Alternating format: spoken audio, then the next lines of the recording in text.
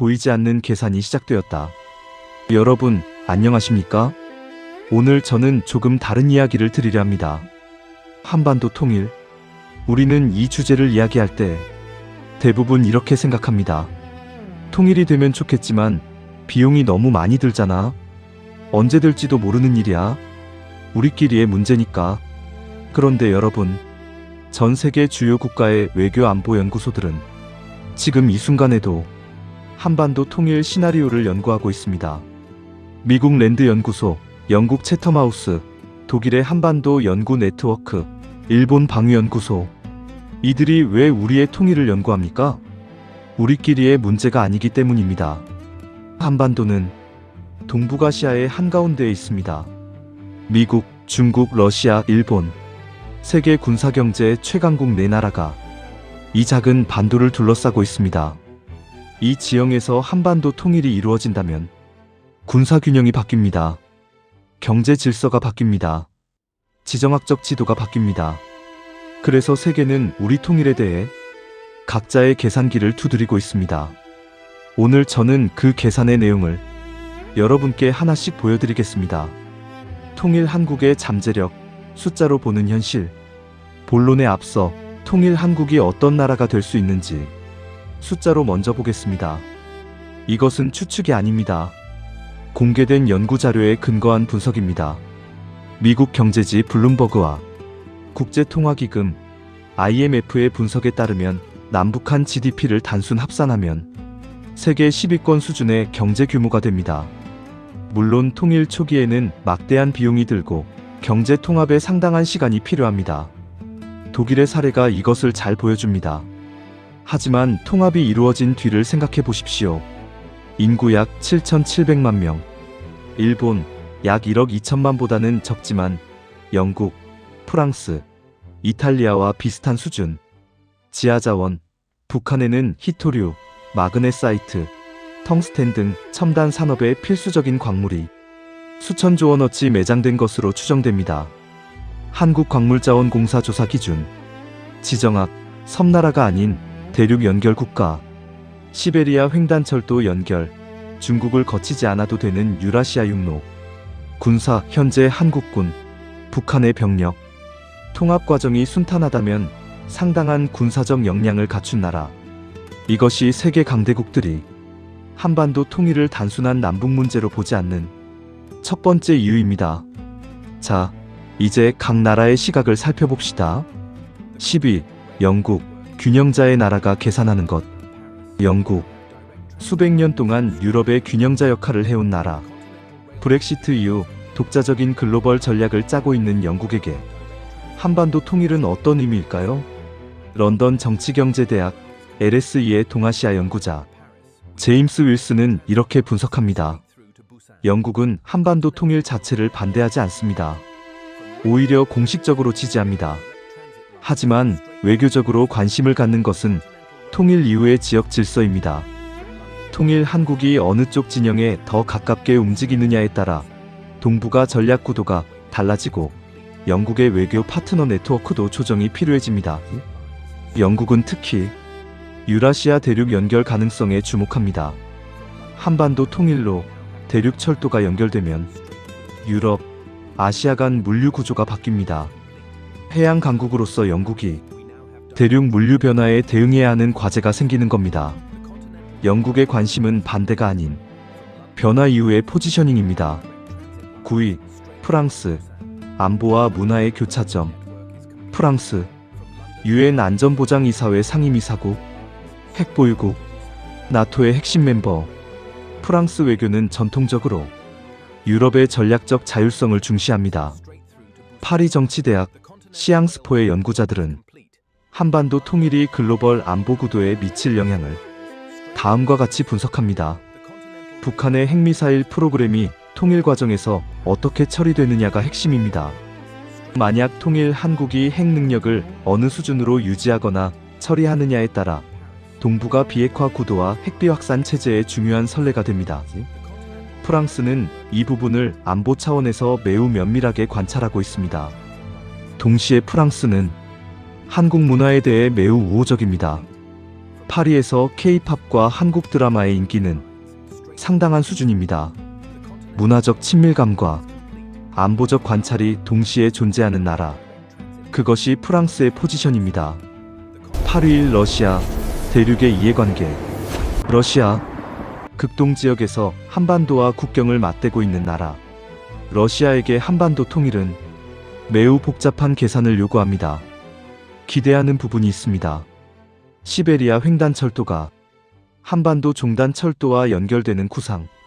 이것이 실현된다면 부산에서 출발한 화물이 기차로 유럽까지 이동할 수 있습니다. 러시아는 이 노선의 중간 거점으로서 막대한 물류 수익을 기대할 수 있습니다. 한국과 러시아 사이의 가스관 연결 구상도 오랫동안 논의되어 왔습니다. 우려하는 부분도 있습니다. 러시아 전략연구소들의 분석에 따르면 러시아가 가장 민감하게 보는 것은 통일 이후 미군의 북한 지역 주둔 가능성입니다. 현재 북한은 러시아와 중국에게 전략적 완충지대 역할을 합니다. 통일 한국이 만약 미국과의 동맹을 유지하면서 북한 지역까지 군사적 영향권에 두게 된다면 러시아는 극동 지역에서 새로운 안보 압력을 느끼게 됩니다. 모스크바 국제관계대학의 한 연구자는 이 딜레마를 이렇게 표현했습니다. 러시아는 경제적으로는 통일 한국을 원하고 안보적으로는 현상 유지를 원하는 모순된 입장에 있습니다. 이것이 러시아 대한반도 정책이 때로 일관성 없어 보이는 이유입니다. 7위. 일본. 가장 가까운 이웃의 복잡한 감정. 일본. 한국과 가장 가까운 나라. 동시에 가장 복잡한 역사를 가진 나라. 일본의 한반도 통일에 대한 시각은 단순하지 않습니다. 공식 입장은 지지입니다. 일본 정부는 공식적으로 한반도의 평화적 통일을 지지한다고 밝힙니다. 특히 북한의 핵과 미사일 위협이 사라지는 것은 일본 안보에 직접적인 이익입니다.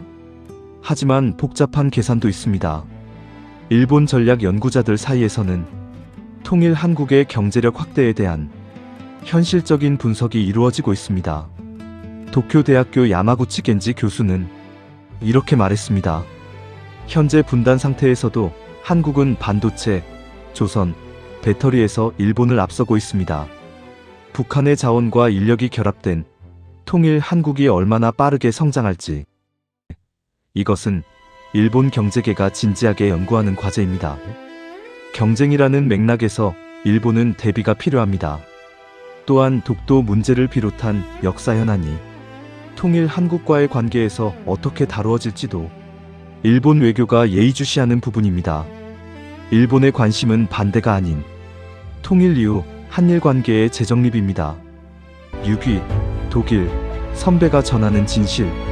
독일. 1990년 분단을 극복하고 통일을 이룬 나라. 독일은 한반도 통일 논의에서 매우 특별한 위치를 차지합니다. 직접 통일을 경험했기 때문입니다.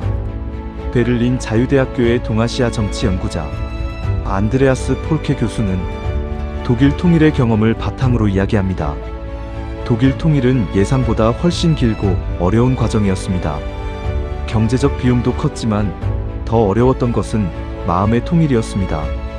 지금도 동서독 사이에 문화적 심리적 차이가 남아 있습니다. 한반도의 경우 분단 기간이 훨씬 길고 체제 차이가 훨씬 크기 때문에 독일의 경험을 단순히 적용할 수는 없습니다. 하지만 우리가 배운 가장 중요한 교훈이 있다면 통일은 준비된 자가 훨씬 유리하다는 것입니다. 독일은 현재 한반도 통일에 관한 연구를 매우 진지하게 진행하고 있습니다. 독일 연방정부 산하의 한반도 통일 연구그룹은 한국 정부 및 연구기관과 협력하여 통일 비용, 사회 통합 방안, 경제 모델 등을 공동 연구하고 있습니다. 독일은 반대하는 나라가 아닙니다. 오히려 가장 적극적인 조언자이자 연구 파트너입니다. 그리고 독일 연구자들이 공통적으로 말하는 것이 있습니다. 한국은 독일과 다른 강점이 있습니다. 세계 최고 수준의 IT 인프라, 높은 교육 수준, 그리고 무엇보다 강인한 민족적 회복 탄력성. 이것이 통일 과정에서 독일보다 유리한 조건이 될 수 있습니다. 5위. 유럽연합. 평화 통합의 모델이 주목하는 것. 유럽연합. 27개 나라가 하나의 공동체를 이룬 인류 역사상 가장 성공적인 지역 통합 실험. 유럽연합은 한반도 통일에 대해 공식적으로 강력하게 지지합니다. 유럽의회는 여러 차례 결의문을 통해 한반도의 평화적 통일에 대한 지지를 공식 표명했습니다. 그 이유는 간단합니다. 유럽연합 자체가 분열된 국가들이 하나의 공동체를 만든 통합의 산물이기 때문입니다. 브뤼셀에서 활동하는 외교 연구자들은 한반도 통일이 유럽에 주는 의미를 이렇게 분석합니다. 한반도가 성공적으로 통일된다면 그것은 분단과 갈등을 평화적으로 해결할 수 있다는 21세기의 가장 강력한 메시지가 됩니다. 유럽연합이 20세기에 보여준 것처럼 어제의 적이 오늘의 파트너가 될 수 있다는 것. 한반도가 그것을 아시아에서 실현한다면 세계 평화에 대한 희망이 됩니다. 경제적으로는 유라시아 대륙 연결에 대한 관심이 있습니다. 한반도를 통해 유럽과 아시아 물류 연결이 강화되면 유럽 기업들의 아시아 시장 접근성이 높아집니다. 유럽연합은 이해관계가 복잡한 나라들의 모임이지만 한반도 통일에 대해서는 전반적으로 가장 우호적인 입장을 보이는 곳입니다. 4위. 미국. 동맹과 전략 사이. 미국. 한국의 가장 중요한 동맹국. 주한미군을 주둔시키고 있는 나라. 미국의 한반도 통일에 대한 입장은 공식과 비공식이 다소 다릅니다. 공식 입장. 미국 국무부는 공식적으로 한반도의 완전한 비핵화와 평화적 통일을 지지한다고 밝힙니다.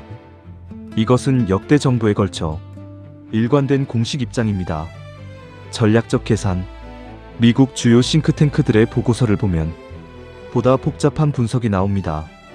랜드 연구소의 보고서는 한반도 통일 시나리오를 여러 형태로 분류하고 각각의 경우 미국의 이익에 미치는 영향을 분석합니다. 그중 핵심 변수는 두 가지입니다. 첫째, 통일 이후 주한미군 지위. 통일 한국이 미군 주둔을 유지할 것인지 또는 축소, 철수를 요구할 것인지. 둘째, 통일 한국의 외교적 방향성. 친서방 기조를 유지할 것인지 아니면 중립적 외교를 추구할 것인지. 미국 전략가들이 가장 선호하는 시나리오는 민주주의 한국 주도의 통일이 친서방 기조를 유지하는 것입니다. 카운슬 온 포린 릴레이션스 CFR의 한반도 담당 연구원은 이렇게 말했습니다. 미국은 한반도 통일을 원하지만 그 이후의 지역 질서가 어떻게 설정되느냐를 매우 중요하게 봅니다. 통일 한국이 미국과 긴밀한 안보 협력을 유지한다면 미국의 동북아 전략에 큰 이점이 됩니다. 반면 통일 한국이 중립을 선언하고 미군 철수를 요구한다면 미국은 동북아에서 중요한 전략 거점을 잃게 됩니다. 이것이 미국이 한반도 통일을 복잡하게 바라보는 핵심 이유입니다. 3위. 일본. 제론. 2위. 러시아. 제론을 통한 심층 분석.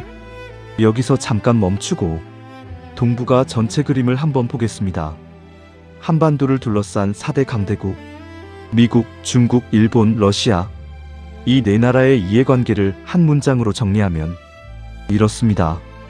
미국, 통일 한국이 친서방이길 원한다. 중국, 통일 한국이 친중이거나 중립이길 원한다.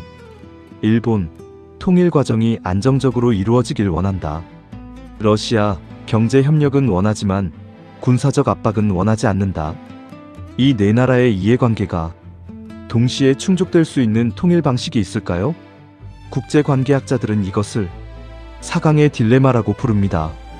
어느 한쪽의 이익을 최대화하면 다른 쪽의 반발을 사는 구조. 이 딜레마를 넘어서는 방법이 사실 한국 안에 있다고 일부 전문가들은 주장합니다. 한국이 어느 강대국에도 종속되지 않는 독자적인 외교 역량을 갖추고 4강 모두가 수용할 수 있는 통일 한국의 중립적 위상을 만들어낸다면 그것이 바로 모두에게 이득이 되는 가장 현실적인 시나리오라는 것입니다. 1위. 중국. 가장 복잡한 이해관계. 드디어 1위입니다. 한반도 통일 논의에서 가장 복잡한 이해관계를 가진 나라. 중국입니다. 중국의 공식 입장은 한반도의 자주적, 평화적 통일 지지입니다. 하지만 학술적 분석에서는 훨씬 복잡한 층위가 드러납니다.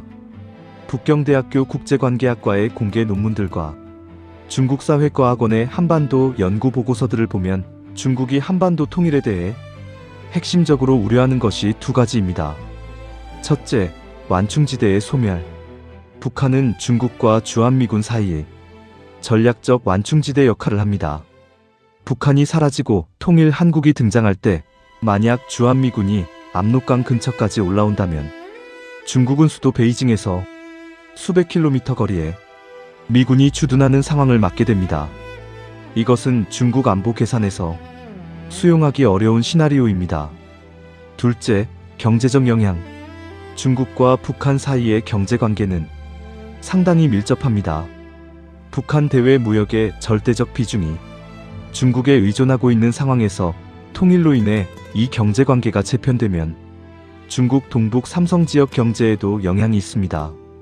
베이징 대학교 왕동 교수의 공개 발언을 보면 중국의 한반도 정책에서 가장 중요한 원칙은 평화와 안정입니다. 한반도에서 전쟁이나 급격한 붕괴가 발생해 난민이 유입되는 상황이나 통일 이후 미군이 북한 지역까지 확장되는 상황. 이 두 가지 모두 중국이 피하고 싶은 시나리오입니다. 중국의 이상적인 시나리오는 한반도가 통일되더라도 비동맹 또는 중립적 외교 노선을 유지하고 주한미군이 한반도 전체로 확장되지 않는 것입니다. 이것이 현실에서 가능하냐? 그것이 한반도 통일 외교의 핵심 과제입니다. K컬처와 홍익인간, 통일 한국의 소프트 파워. 여러분, 강대국들의 이해관계 분석을 들으시면서 어쩌면 무거운 마음이 드셨을 수도 있습니다. 그러면 우리 통일은 영원히 안 되는 건가?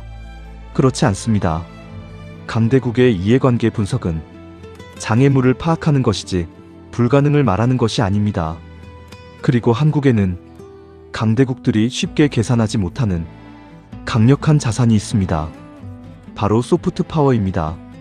BTS의 유엔 연설을 기억하십니까? 전 세계 청년들이 눈물을 흘리며 한국 청년들의 이야기에 공감했습니다. K-드라마가 전 세계에서 시청되며 한국의 문화, 가치관, 감성이 세계인들과 공유되고 있습니다. 이것이 왜 중요한가요? 국제관계는 이해관계만으로 움직이지 않습니다. 정서적 연대와 신뢰도 중요한 변수입니다. 한국에 대해 긍정적인 감정을 가진 세계 시민들이 늘어날수록 한반도 통일에 대한 국제 여론도 달라질 수 있습니다. 조지프 나이 하버드 교수가 말한 소프트 파워의 핵심은 이것입니다. 상대방이 원하는 것을 원하도록 만드는 힘. 한국은 지금 그 힘을 K컬처를 통해 세계에 발휘하고 있습니다. 홍익인간, 널리 인간을 이롭게 하라.